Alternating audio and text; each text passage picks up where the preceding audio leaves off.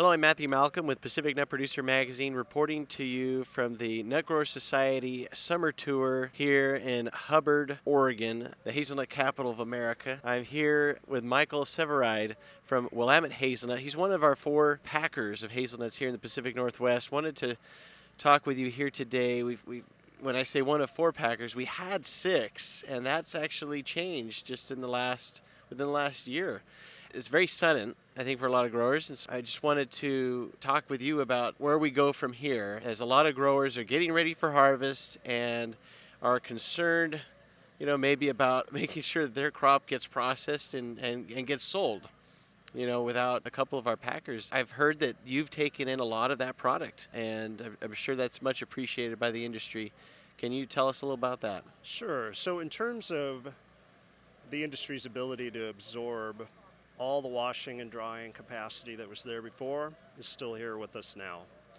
And in terms of getting it sold, we've had demand from significantly more volume from our buyers going into the season, and we're already preparing before these events took place to add capacity on shelling, sorting, and packing to meet that demand. So never want to see people exit the industry, but the timing worked out very well for us in terms of we're already in motion getting ready for it, and we have the customer to buy the product.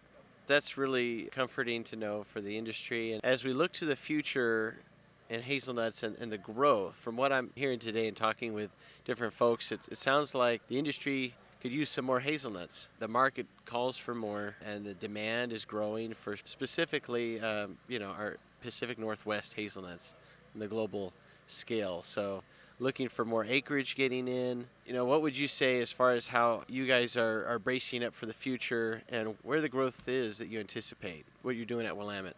So we see continued interest in the global market for the U.S. as a reliable origin.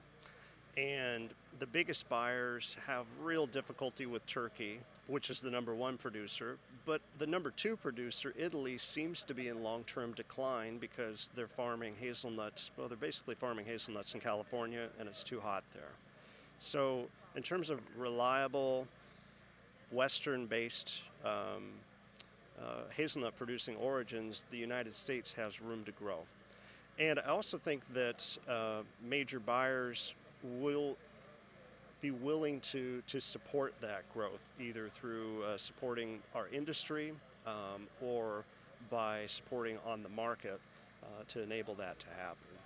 So I see a trajectory where the U.S. industry could add more acres, and we'd have no trouble selling the volumes that came off of it.